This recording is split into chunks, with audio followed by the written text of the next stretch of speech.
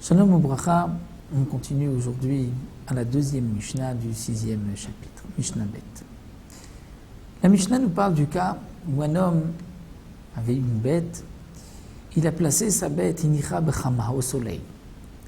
Et au soleil, on sait que la bête va souffrir de la chaleur et à ce moment-là, elle risque de sortir même si elle est enfermée dans un enclos, comme nous l'avons vu, karaouï, c'est-à-dire que le propriétaire a fermé avec une porte qui pouvait surmonter un vent habituel. Mais malgré tout, puisque la bête est restée au soleil, le soleil qui tape sur la bête va m'échauffer, l'énerver, et à ce moment-là, la bête, même devant une telle porte, elle sortira, et elle forcera la porte. Ou bien dans le cas où Shemesara le Cheresh, donc nous allons voir que dans le premier cas, il est responsable, où Shemesara le Cheresh oteve katam. Aussi, il a donné sa bête à garder à un Cheresh, un sourd-muet, un choté, un fou, un katan ou un enfant de moins de 13 ans, qui ne sont pas considérés, ces trois-là, comme des êtres responsables.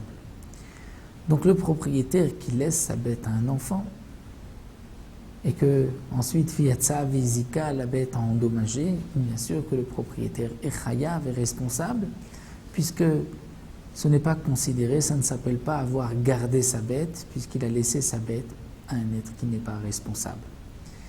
Dans le cas où Messara l'héroé, le propriétaire a donné cette bête l'héroé à un berger, donc le berger doit garder la bête.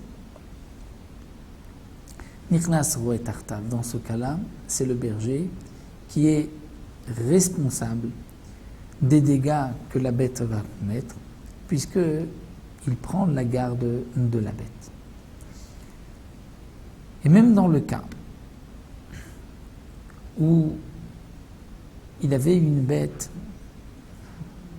qu'il a donnée à un premier berger, et ce premier berger a donné à un deuxième berger, le deuxième berger est responsable. On ne peut pas dire que c'est le premier qui n'avait pas le droit de donner à un autre berger, puisque à l'époque, l'habitude était que un grand berger, un berger responsable de beaucoup de bêtes, allait engager d'autres bergers, mais partager son troupeau. Donc le berger, le dernier qui reçoit la bête, c'est lui qui est responsable des dégâts de la bête.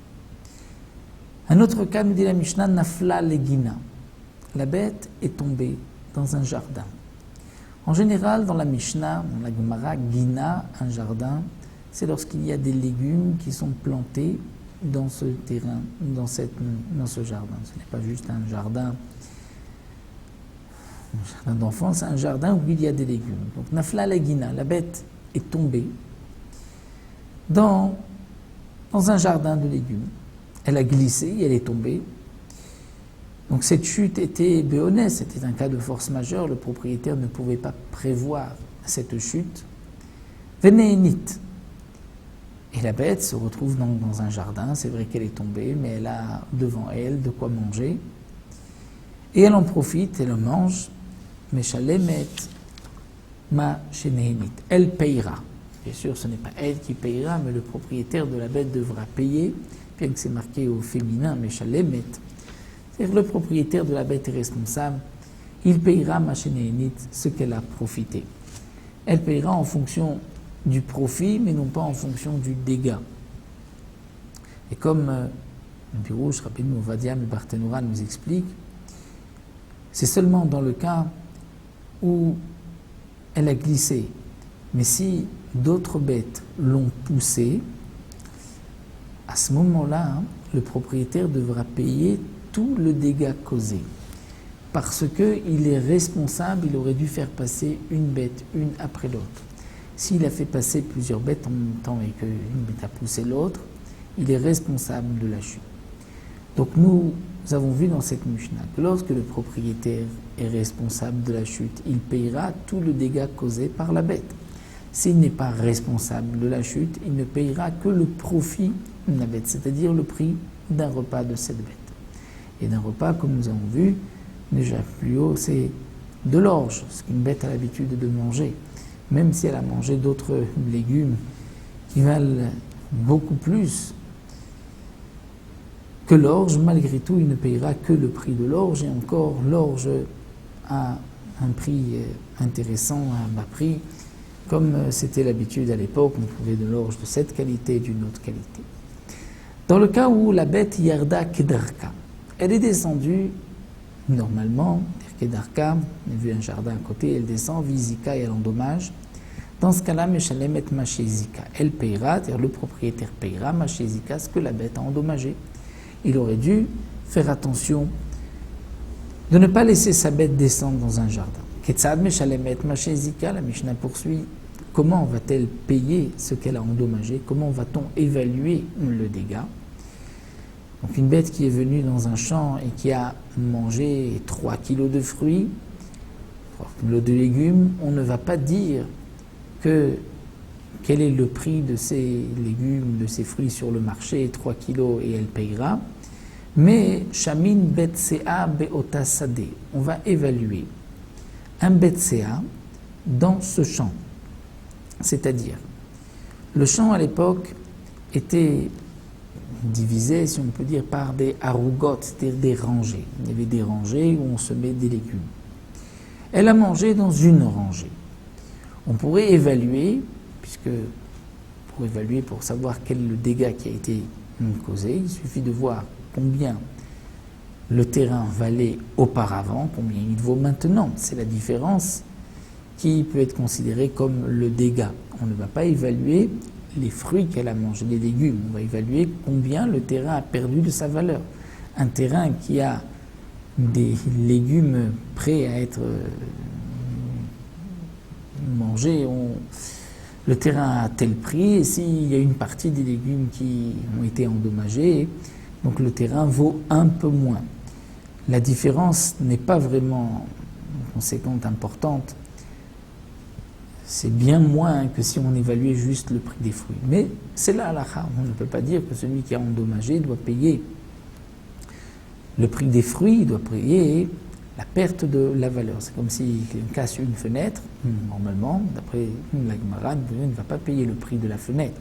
On va évaluer la maison, combien elle vaut avec toutes ses fenêtres, et la maison avec une fenêtre en moins, une fenêtre brisée. Donc comment va-t-on faire pour ne pas que celui qui a endommagé perde non plus, comme Barthélémy nous l'explique, c'est ce qui est marqué dans la Gemara, on ne va pas juste évaluer la rangée, puisque une rangée avec tous les légumes, une rangée avec une partie des légumes mangés, c'est vrai que la différence est encore importante, mais on va évaluer un betsea, c'est-à-dire une mesure, un betsea, c'est-à-dire une certaine superficie qui correspond à un betsea, combien on peut semer, CA qui était une mesure de l'époque. Et donc cette superficie, on va évaluer kamaïtayafa avec kamaïafa. Combien cette superficie valait avant le dégât et combien elle vaut aujourd'hui. Rabbi Shimon Omer, Rabbi Shimon dit, Achla perot gemurim, shalmet perot gemurim. Pour Rabbi Shimon, si la bête a mangé des fruits qui étaient terminés, qui étaient mûrs, qui étaient prêts à être récoltés, elle payera le prix de ces fruits-là. On ne va pas évaluer par rapport au terrain. Étant donné que les fruits sont terminés, on peut considérer qu'elle a mangé des fruits qui étaient déjà coupés. Et donc, pour des fruits terminés, je vais mettre période gimourim. Une CA, si elle a mangé un C, elle paiera un C, une SATAIM, c'est une 2 CA. Donc, d'après Rabbi Shimon, lorsque les fruits sont terminés, même s'ils n'ont pas été coupés, puisque si les fruits ont été coupés et que la bête les a mangés, on va évaluer combien de fruits elle a mangé. Elle a mangé 1 kilo de fruits, 1 kilo de légumes. Quel est le prix de ce kilo sur le marché? C'est ce que le propriétaire payera. Si les fruits étaient déjà coupés, les légumes étaient déjà récoltés. Lorsque les fruits sont rattachés au sol et qu'ils sont mûrs, là nous avons une marloquette entre Tanakama et Rabbi Shimon. D'après Rabbi Shimon, on évalue comme si les fruits étaient coupés. D'après Tanakama, on évalue le terrain, combien il valait avant, combien il vaut maintenant. Lorsque les fruits ne sont pas mûrs, là même Rabbi Shimon est d'accord qu'on évalue le terrain, combien il valait avant, combien il vaut maintenant. Voilà, nous nous arrêtons ici à la Mishnah.